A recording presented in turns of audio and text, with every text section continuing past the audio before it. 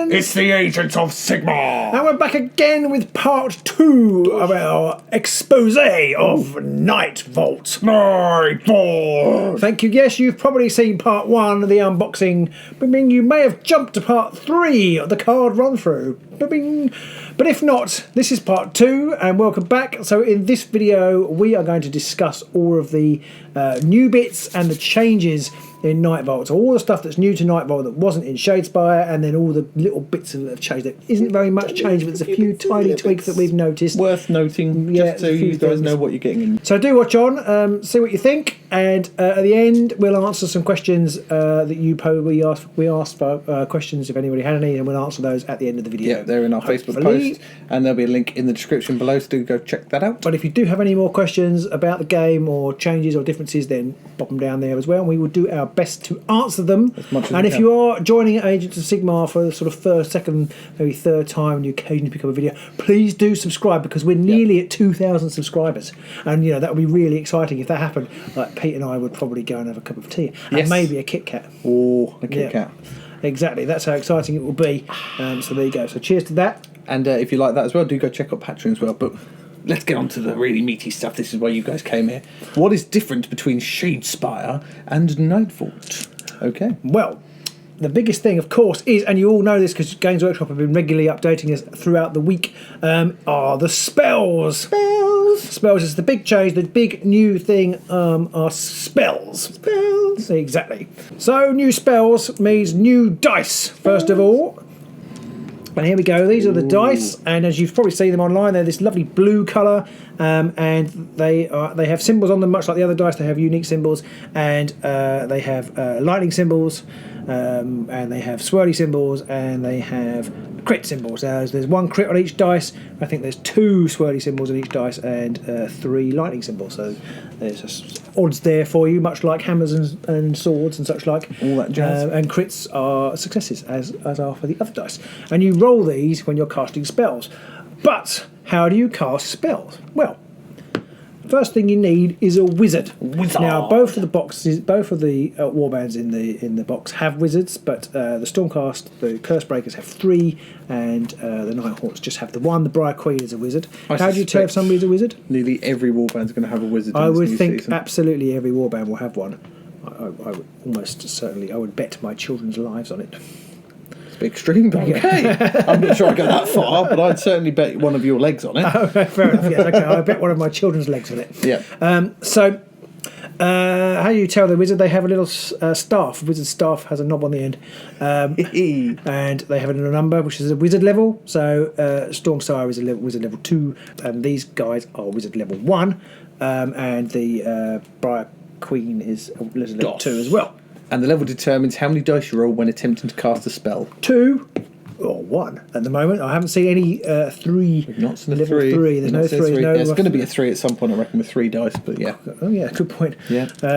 So that's the basics of it. But how do you actually cast a spell? What are spells?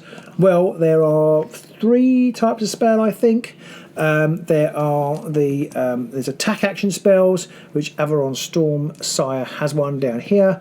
There are spell actions, which are on the cards.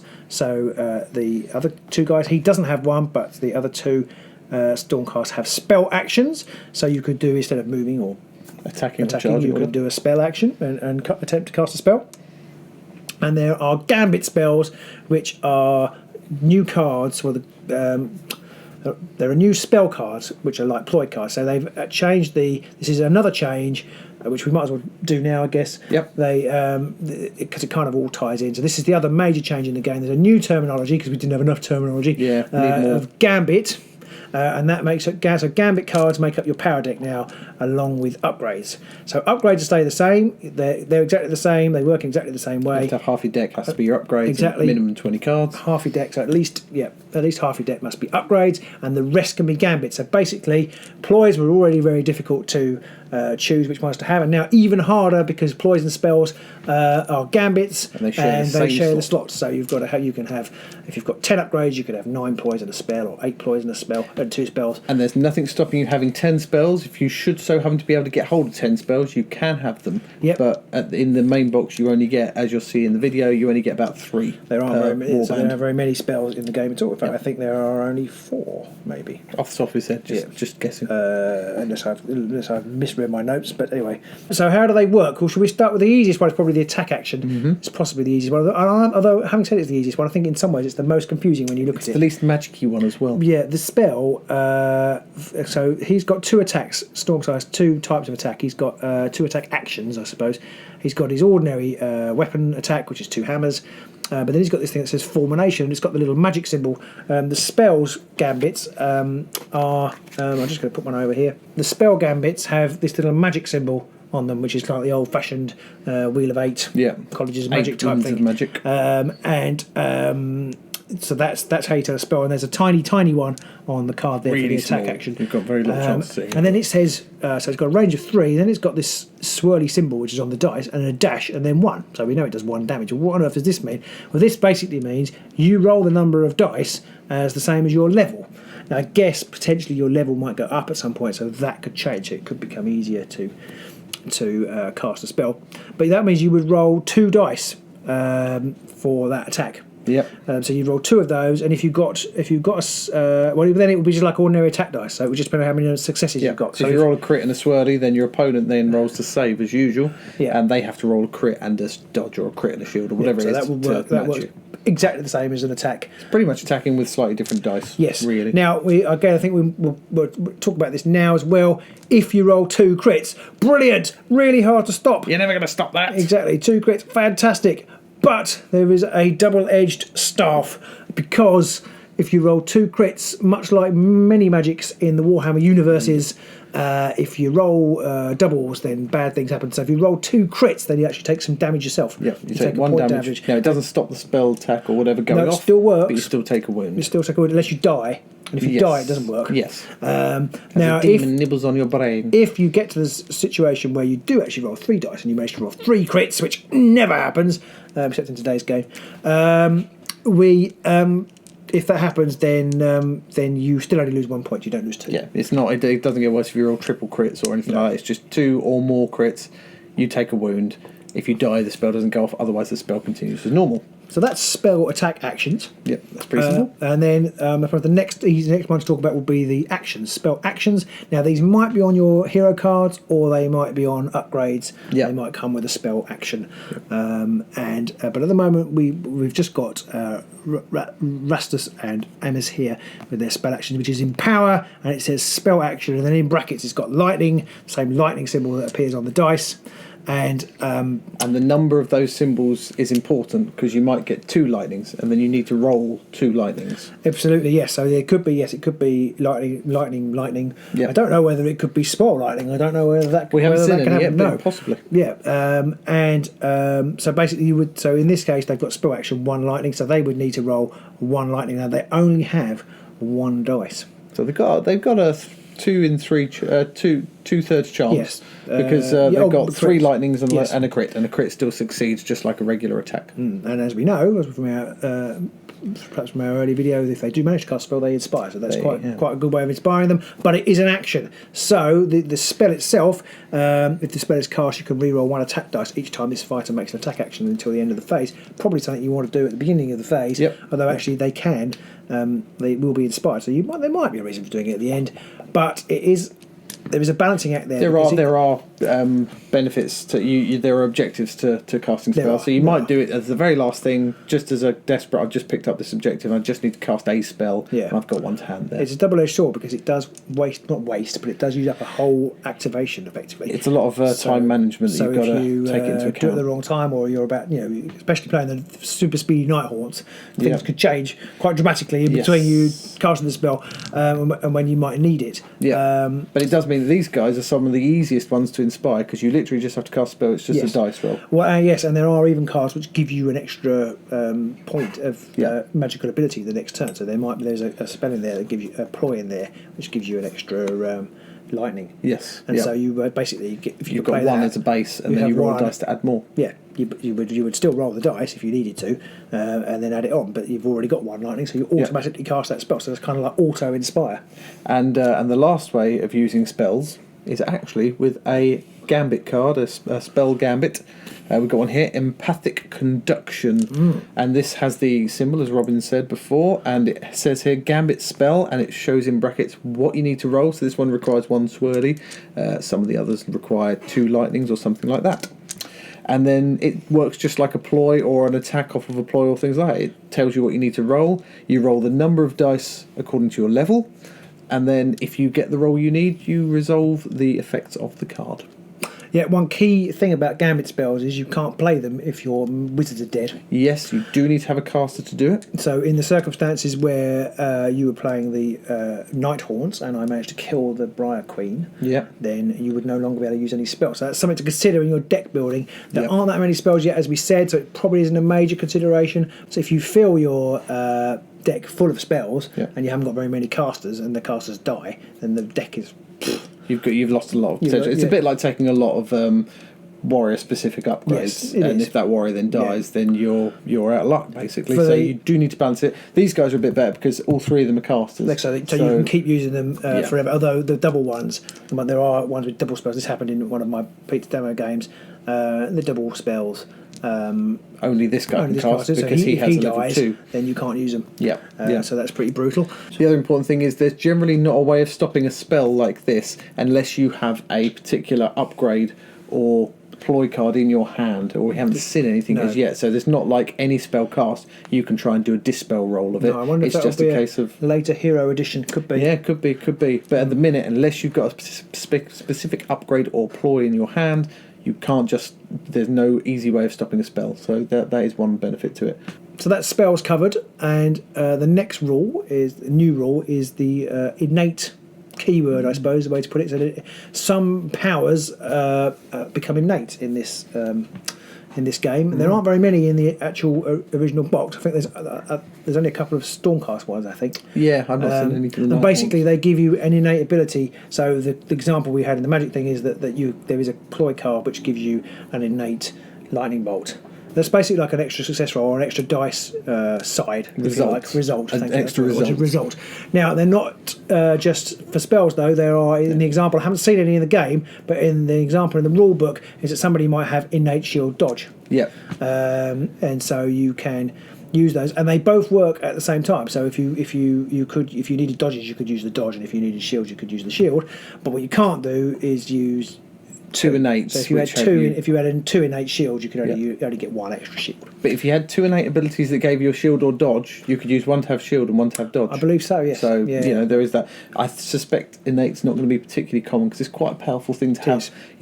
To have an auto roll 1 shield every time, because that's pretty tough to beat. It is or getting something which gives you innate hammer, so on your attack you've automatically got at least 1 hammer. That kind of thing would be pretty brutal. So you don't get many of them, and it does mean with the with yours, like I say, it's a ploy, so it's only up until the next attack, and it persists, which is another thing it clarifies in there. Things persist, and it basically means they stay in play until the card's criteria is met. So in that particular card, it says it persists.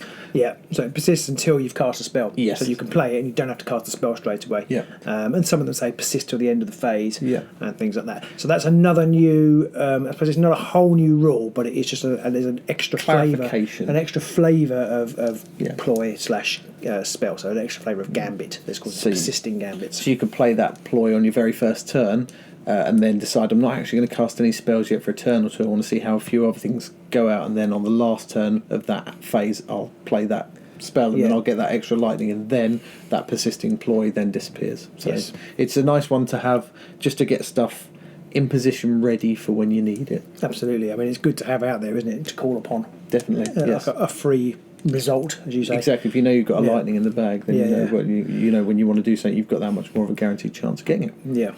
And it does say that there might be cards that destroy those persisting abilities. Actually, you should say that. So there might be later. I don't think I've seen any in the core set, but later in the game it might be not worth bringing it out before you need it, just in case. But I haven't seen any. Maybe there'll be some kind of destroyers, destroy the winds of magic and stop any kind of magic persists. Anti-persistence. Or something like that. Yeah. So the next new rule, and this is like a major new thing that doesn't exist in in the Shadespire version of the game, and that is Scatter. I'm quite excited about Scatter. Yeah, me too. It's not necessarily, like you say, what it actually does on its own, because that's pretty dull.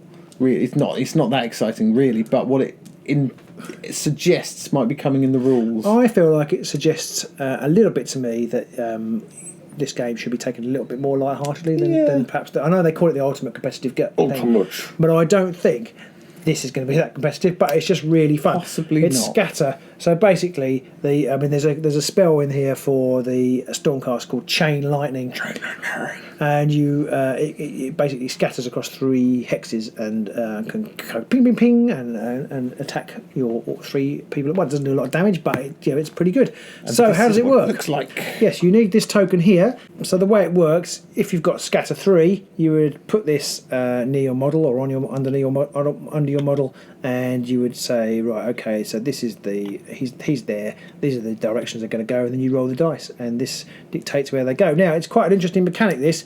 So you would think it might be like this. You're going to roll Scatter 3. I've got to roll a hammer. Also a crit goes there. And so here, and then a single assist that's going to go this way, and then finally another single assist that's going to go off the board and do nothing. Well, that's a bit rubbish. But that isn't how it works. What you actually do is you roll all 3. So I've got a crit and 2 double assists. So I've got one to go that way and one to go this way. Now, if I was really lucky, there'd be 2 soldiers here, 2 enemies here, and I could go, and I choose the order in which it goes in, you see. Yeah, that's the important thing, is the fact that you choose which order you apply the dice in, so you can minimise the risk to yourself and maximise the chance of hitting other people. And you are allowed to go back on yourself. So I could go, if I'm here, I could go double crit, back to here. So even if there was just a guy here, I could hit him with the lightning, go to there, come back again, hit him with the lightning again. Yeah. So that would be pretty useful. So I really like that element, in the fact that actually you can go, and you can go full circle. I don't know why you'd want to, but with Chain Lightning you wouldn't. You can go full circle and come back to yourself. You might get a healing wave or something where you roll 4 or 5 dice possibly, and you could maybe get it swooping over all your guys. That would be quite interesting, because you might end up healing the people, the enemy next to you. Could be, yeah. So I really like that mechanic. The scatter mechanic is fun, and my first thought was that's a bit random, but actually it's not as random as it's not really random. You've got some control. And the other thing that I like is it mentions in the book, when it talks about the scatter template, it also mentions that some things use this for movement. That's got to be Goblin Fanatics. Surely that's got to be Goblin Fanatics. Yes, I would hope so. I would love that. I would hope so. So that's the scatter template and the scatter mechanics. Pretty simple, pretty straightforward, pretty easy. Yeah, and good fun. Yes, definitely. So I think that's the end of the kind of brand new rules. Yeah. I don't think there's anything else really to add in, but we have noticed a few kind of what I've called in my column here different and notable things about the game. That is what that says here. You can see, we can read that bit. I didn't read that. That wasn't too bad. Different and naboobable. You've just got boobs in the brain. Yeah. What's different and notable about Nightvault?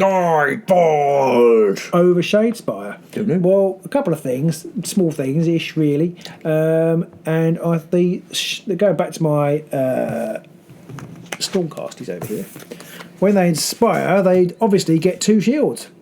But they don't. No, this guy here gets 2 shields. Stormside gets 2 shields. These guys don't. They only get 1 shield.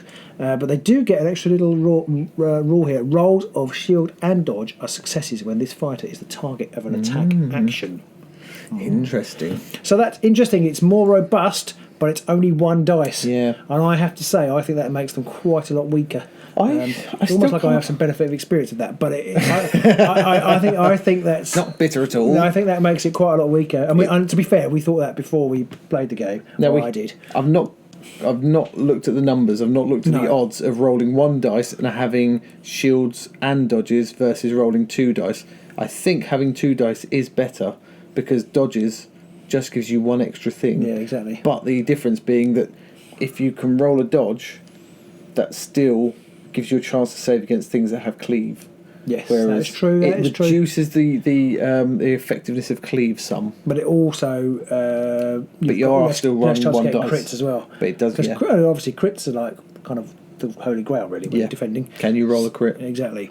So I think it makes them weaker. So we haven't done the number crunching, but it's interesting, and it kind of suggests to me that that Games Workshop are asking you, or the designers of the game are asking you, to play these defensive supporting formation. Your maximise your supports and your assists, then you become quite hard to kill. And then the Nighthaunt, they have. I mean, this has been noted on all the forums already, but they don't resurrect. So they're an undead army, but they don't resurrect. There's no way. There's no cards. There's no abilities. They don't resurrect. They move bloody quick, but they don't resurrect. Insanely fast. I think comically they're probably the fastest warband, even over Skaven and just for sheer numbers. Just the numbers of them coming at you in a massive wave. They're really fast, but they do not come back. They do not. It's just Skaven and Sepulchral Guards still have that trick up their sleeve. Okay, another notable thing, and I know a lot of people have asked, there is no clue in the rulebook or in the cards as to what the other warbands in this season are going to be. Obviously, Games Workshop have given away that there's going to be Zangors and some sort of Siege army, and they've given away Grots and a Troll and the possibility of Fanatics. Cave Troll. And a Bat Squig. And a Bat Squig, yes. But absolutely no indication of that. All the card art is the existing warbands and the Nighthaunts and the Stormcast, and there's no in the book. There's one page in the book which has the two warbands that are in the box, and then the next page is just a picture of a load of the warbands from Shadespire. Yep. So there's nothing in there at all, nothing at all to suggest any of the next warbands, other than the fact that GW have already released. So some kind of Grot army, some kind of Tzeentch-based army of some kind. Yeah. And this one, again, you probably already know, but it's worth noting, the game does take place in the Mirrored City, where there's lots of speculation. Where was Season 2 going to take place? Was it going to be the forest? Was it going to be, where could it be? It could be anywhere. Go in one of the other realms of some kind, but it's still the Mirrored City. It's still the Mirrored City. So just a small thing. Okay, one tiny thing I've noticed, and it's a small thing, but quite small, but big, if that makes sense. I'll read it and you see what you think. Basically, the attack actions in here, there's a little bit here. It says, a fighter without an attack action on their fighter card cannot make attack actions unless they gain an attack action. Fighters can gain attack actions when they are given an attack action upgrade. So it's basically saying there could be fighters without attack actions at all, and you'd have to upgrade them. There aren't any in the book, in the game. There aren't any in the game. But it does suggest, I don't know whether that's just some sort of coverall, just in case, or I'm not sure what, an overall or a coverall or an overcover. But they are suggesting that there might be fighters without attack actions. I wonder if the Troll will have no base attack action. You have to draw ploys or Gambit cards as they are now to get him different attacks. Or maybe there's like a golem or something that you then have to use as a spell, to activate or something like that. Yeah, that'd be quite something like that possibly. Or maybe things like Fanatics, if they're in the game, don't have an attack themselves, but they do damage when they move into people. So if they scatter and their scatter would take them into a square where somebody is, they automatically push back, and then they do a certain attack action or something like that. Maybe. Who knows? We're just guessing now. I'm guessing that's a total guess. Could be interesting. Okay, another small rule thing I've noticed, and I think this was FAQ'd in the first game, but now it very specifically says blocked hexes cannot have an objective in them. Yes. If I remember correctly, you could could move them in using the whatever they were. I'm pretty certain. Yes, there was their shard caller around. Shifting shards. Shifting shards. That's the one. Yeah, that could be it. Is it shifting shards? Yeah, I think so. Yeah. Anyway. At the very last paragraph of place the objective tokens, it says sometimes an objective token may be moved during the game. It cannot be moved into a blocked hex or a hex that contains another objective item, another objective token, but it can be moved into a lethal hex and remains lethal. So that's interesting. It does specifically say it cannot be moved into a block hex. Yeah, so that's an interesting little clarification there from them. They also clarify, I think, a bit more what a blocked hex and what an empty hex and stuff is as well, which is just nice that they've clarified that a little bit, just so there's no question about what does that mean. Something that's missing from this version, it's only a small thing, I don't know how often people played it, that might be missing. It could be almost like they've tried to erase the very word from existence. But if you remember, there was an alternate rule set with the little cataphrane icon relic thing that you could, and you had to fight over it. I think we played one game. That was good fun. And you could get extra glory if you auto inspired, and you got 3 glory if you were standing on it. So. That there's no alternative rule, so there's no extra relics. There's nothing of that sort. And I will just say, on top of that, there are no cards in the cards, which you've probably seen in the video, but there are no cards in here which kind of like accumulate like the Castlevania Relics did. Yeah, which but then I think it's a bit of a shame. I don't think there were in the original box either. No, you did that actually. You did say that. I think it came in the following 6 warbands. Yeah, so actually maybe that's still to come. I think it would be nice. I think it was unfortunate the execution wasn't quite right. Yes. Because it's a really nice idea, the idea of finding things and putting them together to do something interesting. To come up with one Megazord. But not do something that is really dull. Get too far. And I think the problem with the old system was the fact that the final result was without a doubt the best result, and it wasn't really worth going for any of the intermediate results. So there was no point to having one Cataframe relic on its own, I think. Or 2. I think you needed at least 2 to start getting benefit. Yeah. And at that point there was just the odds of getting them out and stuff, it didn't really make it worthwhile. So, but maybe they'll change that now. Maybe they'll make it a bit better.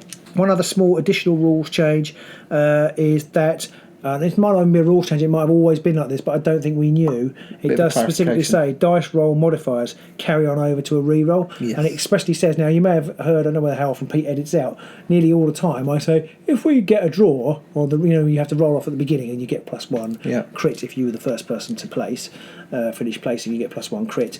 And I was never sure if you're on the reroll whether you got that +1 crit still, and you do. You do. Rerolls. Not if you've got you can make that attack action again type cards, but it's basically if it's you can re-roll and you get whatever bonuses you had, you can re-roll the previous time. Yeah, and that is clarified in the rules. But the ploys, like Robin says, necromancer commands, things like that, enable you to make a second attack, or if you miss, remake that attack.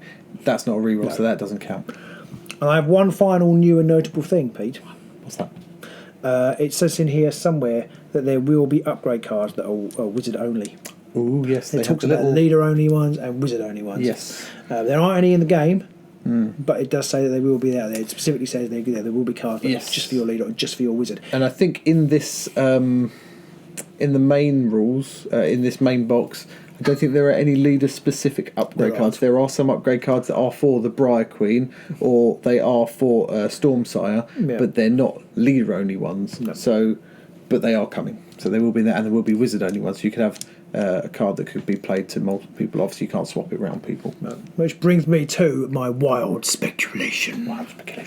Now, as we know, there are 557 cards in Nightvault compared with 437 cards in Shadespire. And somebody very astutely pointed out, I think, on Facebook that 557 take away 437 is 120, which could mean 50, if there were 8 warbands, 15 spells per warband extra. So basically, all the cards 15 spells. From the amount of spells you get in this box, you don't get 15. You don't get 15. So that doesn't look like it's going to be the way. And the chances of them not giving him 15 spells for these guys, but giving him 15 spells to all the other warbands is pretty much 0, because they're pretty level when they do that. Exactly. So we've got 120 cards. What do we do with them? Well, Pete, this is my wild speculation. I think, if you remember, we got a leader deck. We did. And I think that was almost like an afterthought because it had different numbers. I think it's got L1 to 60, hasn't it? Did, yeah. I reckon leader deck 60 card, wizard deck 60 cards.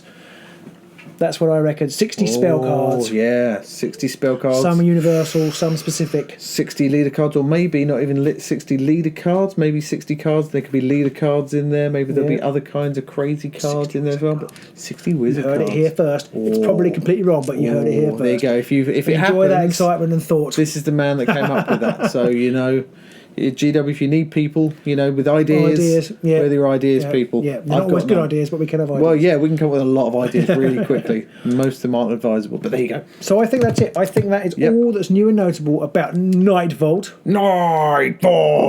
Over Shadespire. But a few of you had other questions that you might want to answer. We may have answered some of them already, but Pete is going to run through them now, and I will do my best to answer them, and maybe vice versa. So the first one, FD asks, is, are all the cards in the new version unique, or are there some copies from the previous version of Shadespire? And the answer is, there are some cards that follow over from the previous version, so you've got your great strength and your great speed. Sorry. I talked straight over you there, Peter. I apologise. But GW did actually announce that today, didn't they? I think they did, yes. So you've got Annihilation and Denial and Supremacy and stuff like that in there. 1 to 5. 1 to 5. So there are some in there, basically. So there will be a portion of the deck that will be made up of cards from Shadespire as well. You're going to have to, really, because not everyone's going to go out and buy all of the Shadespire cards who've never had the game. There aren't many, really, yet. there aren't many cards. No, there aren't many that are duplicated. No, but by the time you get many. to the end of collecting all of the Nightvault stuff, you're not going to have to go out and buy Shadespire. So I'm just saying, but there aren't that many. There, I'm sure there are yes. cards in those sets. Yes, there are definitely new cards as well that are generic ones that aren't from Shadespire that do slightly different things in certain situations. So the answer is yes, there are some. There are some. Whether there'll be more, I don't know. Nope. Ewan or Owen de Burker asked, "Is the sky falling?" No, it's not. Nope. But it is getting colder in our garage studio. Yeah, so come on Patreon and help us buy some meters. And big coats. Yes. A lot of people have asked in various ways of how do the cards in Shadespire and how do the cards in Nightvault interact? Can you mix and match and all that stuff? And everything indicates that yes. Absolutely you can. You will now have, by the end of Nightvault, you'll have over 1,000 cards to have to try and pick from. You're probably going to have 32 off. Yeah, to pick 32 off. It's going to be tricky, and you're going to have about 7 different versions of Great Strength. Obviously, if they're called Great Strength, you can only have one of them. But there'll be Incredible Strength. There might be Mighty Strength and Impressive Strength and Unbelievable Strength. And yeah, so yes. Basically, you can use them all, and the old warbands can use the new cards, the new warbands can use the old cards. It's all mix and match. Yep.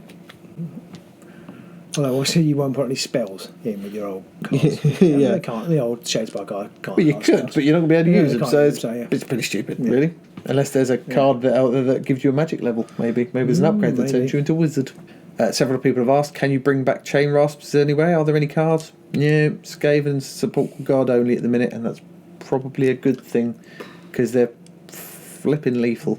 So no, you can't. You don't need to bring them back. One falls by the wayside. They still keep coming. They don't even notice. Various people have asked us, because some of you actually value our opinion. I don't know really why, but you do. Do we think that warbands will struggle, the old warbands will struggle versus the new warbands with magic? And I think personally, no. Not yet. I think they're struggling against the Nighthaunts. Well, yes, I think everyone's going to struggle against But I don't think it's anything to do with the magic. No. So no, not at the moment. I mean, it's potential, obviously, because there could be spells. Creep, there could be power creep and stuff. But so far, off the core set, no. No, the spells we've seen so far don't seem to be too overpowered. There's a risk trying to cast them. They're not guaranteed. And the spell effects themselves aren't groundbreakingly earth-shattering. There's a nice one for Night. There is actually one that is ground that enables you to move. Well, which one's that? The one that the grinding earth one that makes. Well, it literally does make a hole, yes. But all that does is put a lethal hex down for a little while. Apart from that, they're not earth shattering. There's one that enables you to move all of your opposing, all your opponent models 1 hex. It's not the most impressive thing in the world. It's handy. But it's an earthquake. It can be very handy. It can be in the right situation, but it's situational. Well, what's good about it is that it moves all your opponents and not you. And not yours. So that is quite nice. That is quite nice, and it's Nighthawk only. And but you still have to roll. And there's nothing we've seen so far in the game to enable you to re-roll a spell cast attempt. So no, that's true. Whether anything comes out of that, or whether they'll leave that, so the spells always have that element of not working. Yeah.